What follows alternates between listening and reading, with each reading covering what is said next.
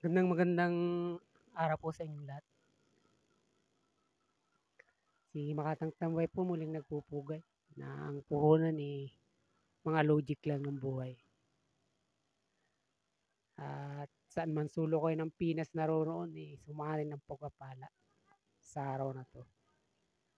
At pa-subscribe na rin kung hindi ka pa nakakapag-subscribe. At sama mo na rin ang panonood nang malaman mo kung anong meron kay Makatang Tambay. May mga listahan na akong ginawa rito. Ito yung mga senators candidate na nasa dalawang nasa dalawang grupo ngayon na mainit na nagtutunggal yan. Diba? Ito siyempre yung Team Bagong Pilipinas at saka itong Team Suka. Ito yung ginawa kong mga listahan. Ito yung kanilang mga pangalan na unang-una,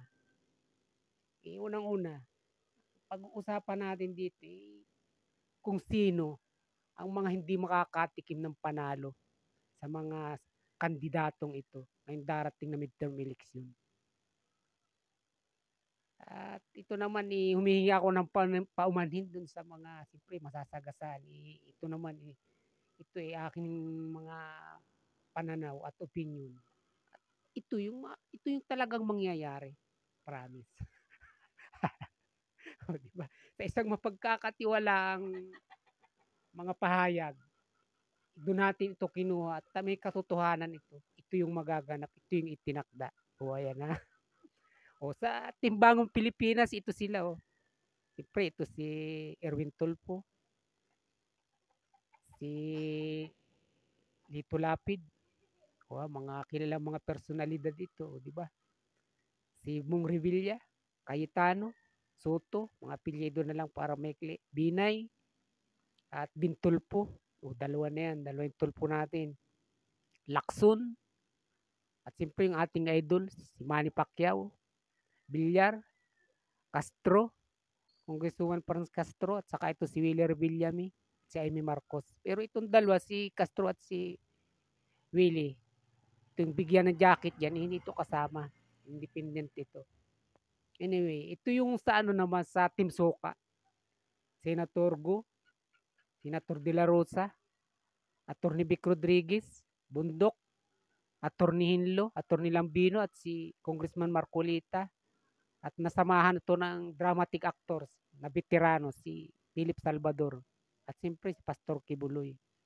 Bali siya ang mga pambato na ito ng Team Suka. At siyempre katulad ni sinabi natin, tatalakay natin pag-uusapan yung hindi makakatikim ng panalo at makakatikim ng bangis. Bangis ng mga butanting Pilipino, ng sambayan ng Pilipino, na ilan ito? 32 milyon na magtutulong-tulong. O, ayan na. O, at unahin natin ito si Congresswoman Franz Castro. Hindi ito mananalo. Bakit kanyo? Bakit kamo? Bukod sa maraming na rin tayong mga naging karanasan at mga napagdaanan mga eleksyon. Kahit isang beses walang walang nakakapanalo sa mga ito, walang nakakalusot sa mga makabayan block na ito o sa mga kaliwa. Tatanong ko, laging lumalaban katulad na lamang nito ni Congressman T.D. Casino. Dati pa, hindi ba mga kaliwa ang mga ito, kabayan block. At ito, si Atty. Colmenares, Congressman Colmenares, lumaban din ito. At ganun din, inilampaso lang ito ng mga kalaban nila. Na kahit ng mga panahon pa ng mga pinklawan. Ito yung sigurado, hindi talaga makalusot ito si Congressman Franz Castro. At unang-una, di nakikita naman natin kung paano mag-ipal ito sa Kongreso, lalong-lalo na nung mag-hearing ng Quadcom.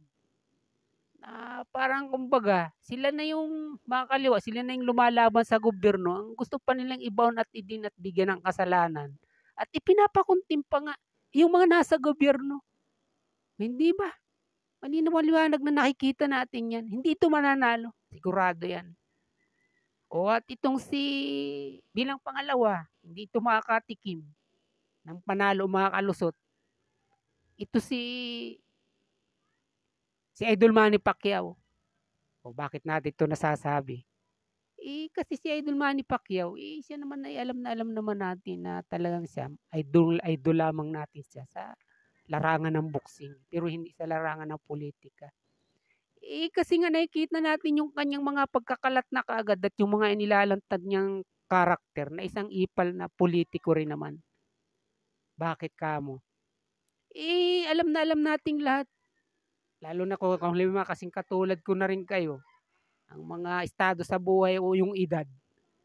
Nung una nung tumatakbo si Pangulong Bongbong Marcos, si PBBM, sa pagkapangulo, siya rin mismo ang nagsabi at sinasabihan pa nga niya yung mga Pilipino na napakatalino na naman.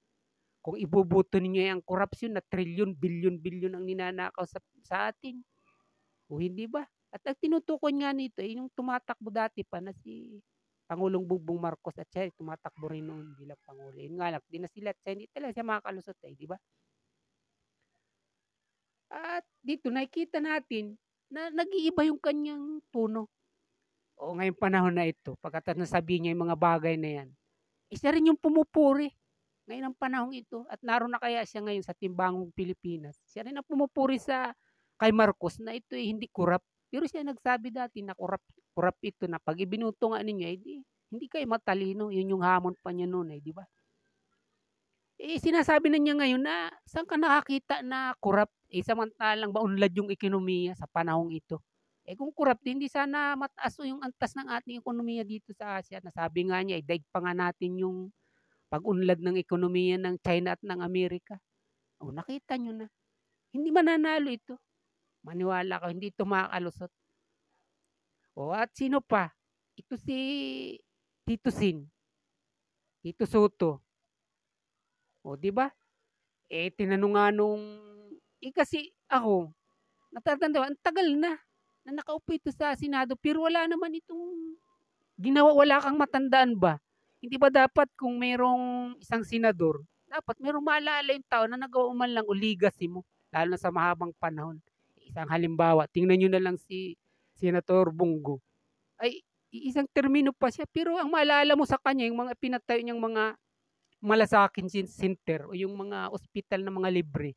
Katulang dyan sa Naga, dinadayo pang taga rito sa amin, Quezon Province, para doon magpagamot sa pinagawa na yun ni Senator Bongo. Ang ibig kong sabihin, ay mga legacy ka agad matatandaan sa isang senador na totoong may ginagawa.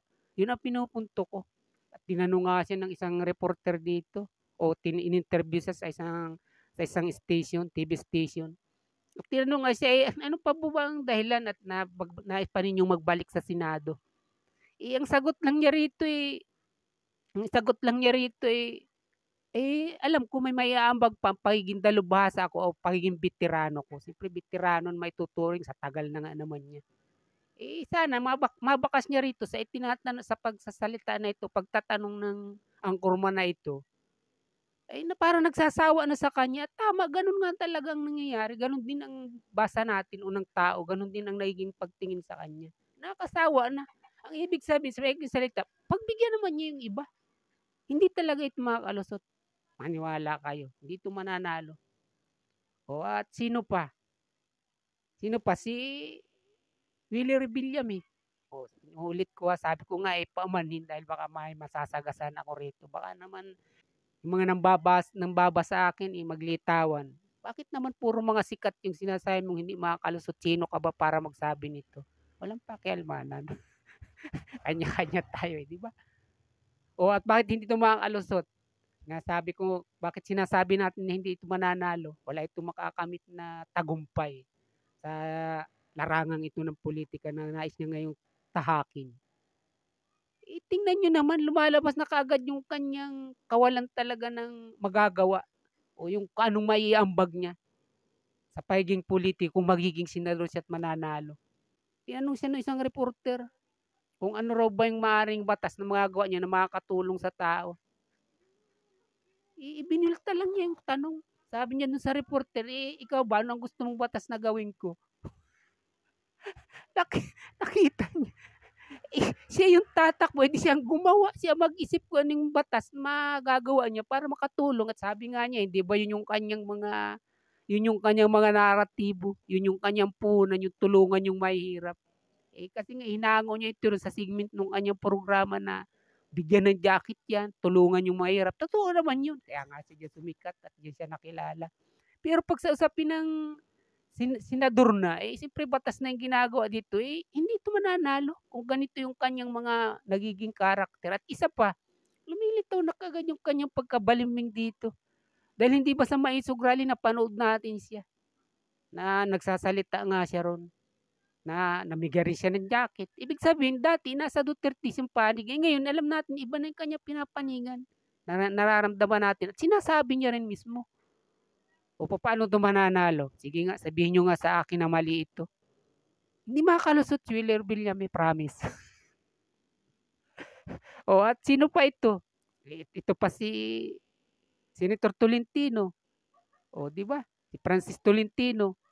Hindi rin ito makakalusot dahil agang-aga nga alam natin na para itong tipaklong patalon-talon.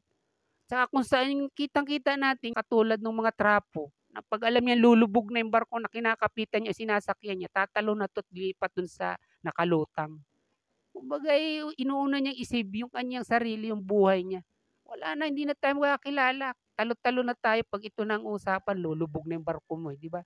Yan ang ibig sabihin, yung mga balimbing, hindi ito mananalo. At bilang panghuli, sa katunayan, talagang walang makakalusot sa mga ito. Ang lahat ng lumalaban sa Duterte at bumabatikos, kahit isa walang makakalusot dyan. Maniwala kayo sa akin. Nangyari na yan, di ba? Ang dilawan. Anong kapalaran ang nakamit nila nung patuloy nilang sirain si dati Pangulong Duterte? Na pinipilit nila yung paniwalaan yung tao na mali ang Duterte, pero kabaliktaran na hindi naman ganun ang paniniwala ng mga Pilipino. Yan ang bilang panghuli na talagang hindi makakalusot ang mga ito. Promise. At ang mananalo ngayon ay walang iba kundi ang mga baguhan na talagang yun ang kailangang nararapat na naupo at hindi itong mga politiko na tinatawag. At muli, paumanhin sa mga nasagasaan ko, pero yan ang magaganap. O ayan. Okay? Alright.